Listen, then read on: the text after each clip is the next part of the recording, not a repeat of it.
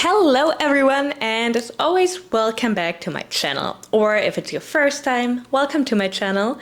My name is Marlene and I talk about eating disorder recovery and everything related to healing the relationship with your own body, with food, and with movement. And today I want to talk about a topic that is extremely important for the majority of people in eating disorder recovery. And that is, how can I learn to trust my body again after an eating disorder and maybe also after recovery, which can be super confusing in itself. Little side note here, I forgot to put that in the actual video, so I have to film this little clip. It is absolutely normal to not trust your body immediately. In fact, this is like one of the most common things I've seen in people who are starting their recovery, who have been in recovery for a while. It's normal, so don't beat yourself up for not being able to trust your body fully yet. As long as you're working on that, and as long as you're willing to do the work, you're fine and you're doing the right thing. And I want to let you know that for the longest time, I thought it's going to be impossible for me to trust my body again and to really learn to tune in my body again. And I didn't really know what trusting my body even meant for me. And this is where I want to start in this video. Because first of all, trusting your body always sounds so great, and it always sounds like the non plus ultra and, you know, the biggest goal to achieve. But oftentimes we don't really know what that even means. Because understanding that you can trust your body and sometimes still, for instance, overeat or underestimate your hunger or go too far and not rest enough, like stuff like this is still normal. That doesn't mean that you don't trust your body. So what I mean by that is, trusting your body doesn't mean to be perfect and perfectly in tune with your body and always, doing it the complete right way, because you're still a human being. I would say that I'm trusting my body a lot. I'm definitely trusting my hunger cues, and I am trusting the cues to rest. I just really had to learn to listen to them, and this is actually something that I'm still learning. Not to listen to the hunger cues, I'm really good with that, but to also listen to the cues to rest and to not keep working and going further and further and further. But we're going to talk about that in a second. Another part that also plays a super big role is self-worth. Many people are not aware how connected your self-worth is with the ability to trust your body and to learn to trust your body in the first place.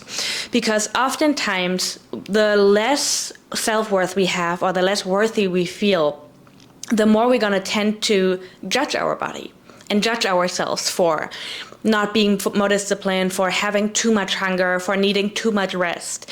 And I've seen that times and times again when I'm working with clients on their self-worth, and I see their self-worth increase slowly, and I'm understanding, okay, it's okay for me to even work on that, because that's oftentimes the hardest part, right? To they feel so not worthy that they feel like, oh, even working on my self-worth is something that I'm not worthy of.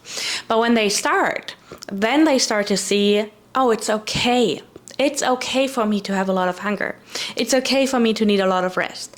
And of course, that's many more things that also play a part when it comes to trusting your body. And we're also going to touch on that in a second. But I'm going to use these two examples a lot in this video just because they are normally the ones that we tend to judge the most. So when I was in recovery, it was extremely hard for me to listen to not to listen to my hunger cues, because there came a point where I did, but it was still extremely hard for me to trust my body. As nearly everyone that I've ever worked with, was convinced that I'm the unicorn, that I won't recover, or that my body will just not stop gaining weight and that I will become more and more and more miserable, which for a certain amount of time actually felt true.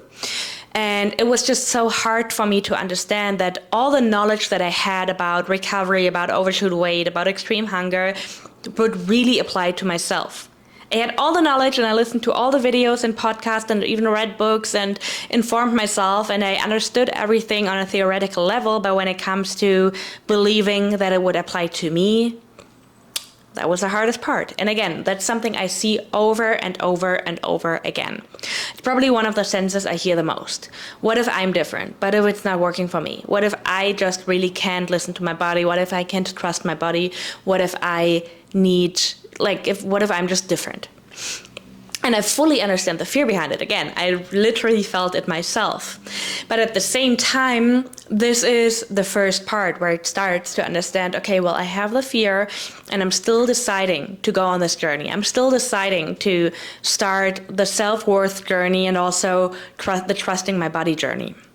So, of course, in recovery, it all comes down to learning to listen to your hunger. If you experience extreme hunger, learning to listen to that. And I know that, that might be one of the most challenging parts ever, or maybe listening to it at a point becomes easier, but then the judgment becomes bigger.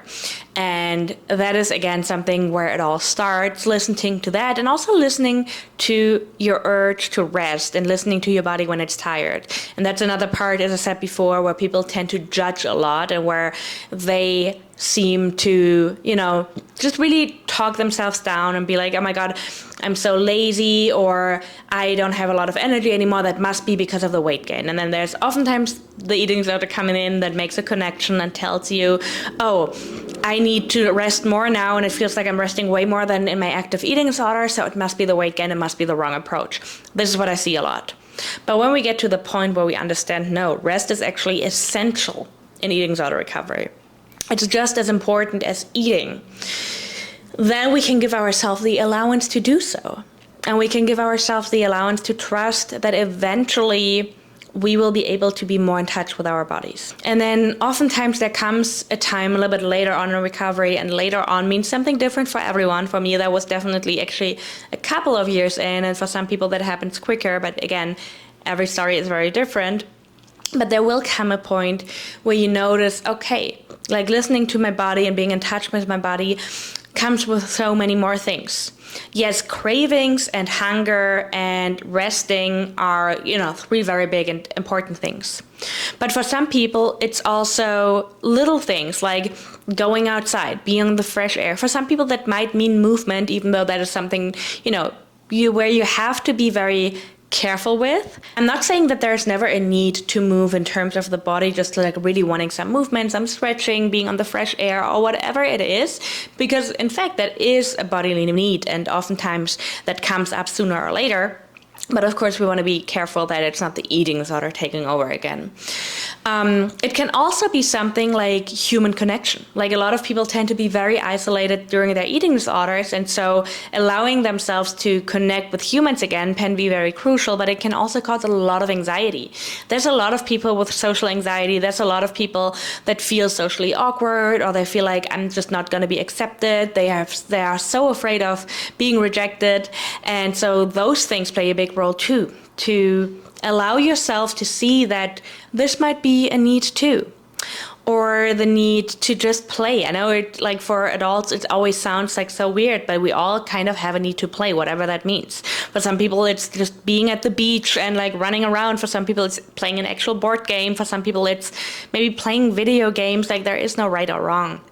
So there are so many different needs, and oftentimes those needs that we don't talk about as much come up a little bit later in recovery. But back to the question, how can I really trust my body? Well, unfortunately, as always, there is no right or wrong answer. There is no recipe for that. But one thing that is really important is to work on the judgment and to take a look at the judgment and see, okay, in which areas is the judgment really coming up, and why am I judging this? Is it something social that I learned? Is it something that somebody said to me as a kid? Is it my own judgment? Is it something that I judge other people for? And then you can go from there, because you need to understand first where's the judgment coming from, because judgment oftentimes actually wants to protect us from something. So for instance, if I am judging myself for something that I think is socially unaccepted, then I might try to protect myself from social rejection or from other people making fun of me.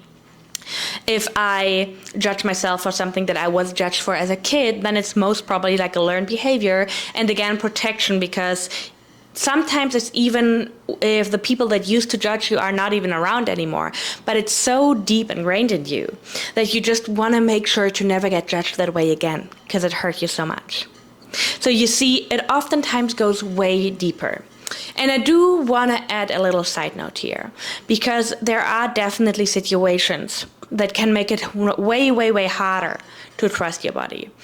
So for a lot of trauma survivors, so this is the case where the whole bodily connection is disrupted, and it's actually also a protective mechanism of your mind and of your psyche, basically. But those are situations that make it a lot harder. I've seen people from, with really intense trauma and with like really intense experiences still getting in touch with their body again. So it's definitely not impossible. But it might require a little bit of a different approach or a little bit of an additive approach. So first of all, if you are suffering from any kind of trauma, please make sure to really work with somebody that is really trained for that. I let people know in my discovery calls, I'm a recovery coach. I'm very, very happy to team up, but I am not a trauma therapist. So if there is actual trauma, it makes sense to at least get additional help, or maybe work with someone else first and then come to me, or, whatever feels right. But I just want to be very upfront about it because it's a very serious topic and it just requires adequate care. The second thing that can be very helpful, honestly, for anyone in recovery, but especially for trauma survivors, is somatic work. And also here, I've seen a lot of people where it did wonders, but in some people, it can also bring up some sensations first because you're actively working with your body.